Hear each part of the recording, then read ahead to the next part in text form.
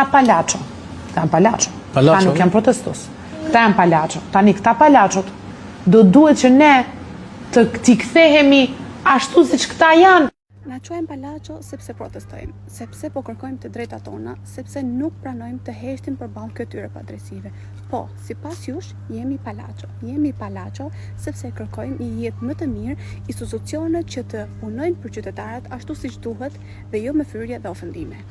Ndoshta fajuni vetëm është se dikur besuam premtime, besuam fjalë dhe dham votën tonë që të ndërtojë një vend më i mirë. Sot, në vend të reflektimit marrim ofendime.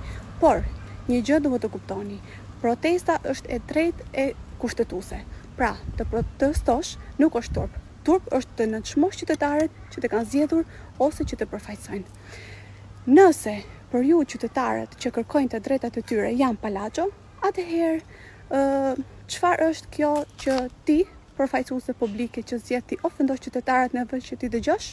Ne nuk do të ndalemi së kërkuari atë që na takon.